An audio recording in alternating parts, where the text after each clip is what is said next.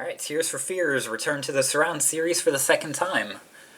This one was released, or put up for order, March 7th, 2023. It was a 10-day pre-order, and they sold 7,000 copies, which is the highest-selling release in the Surround series to date, by a good 2,000 copies more than any other release. Very simple artwork. Simple but powerful. Have a picture of the band, and I never realized how young they were on this first album. We've seen Tears for Fears previously with the first release in the series, The Tipping Point.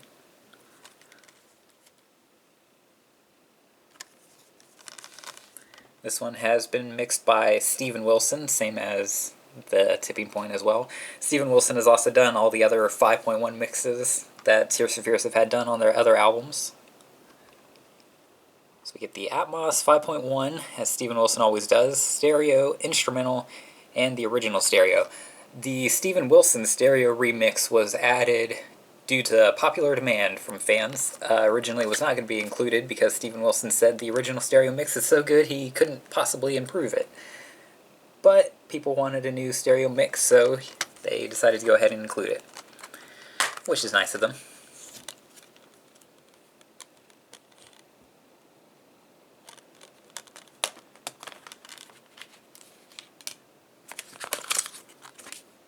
Inside is pretty much the same as the slipcover.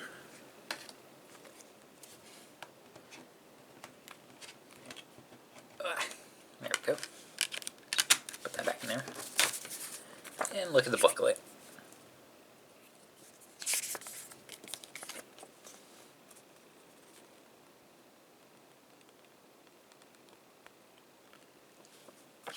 Lyric page. Not too interesting. Just credits for all the various stuff. Same picture again. Actually, I think it's slightly different. Or is it just mirrored? Let's take a look.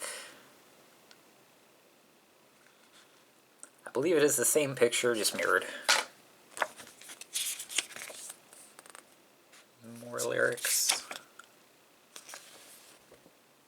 Little piece written by Steven Wilson.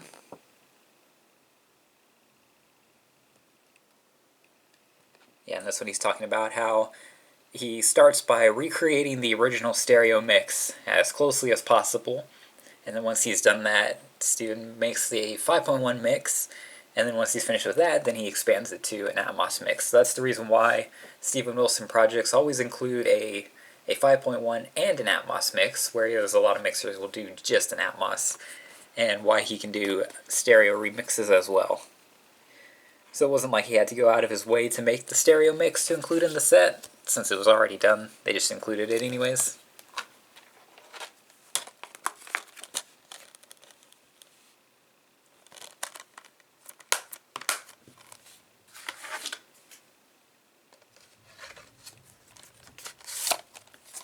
Very nice album, this one. Like I said, highest selling of the series, 7,000 copies. So if you want it, it's not too hard to find.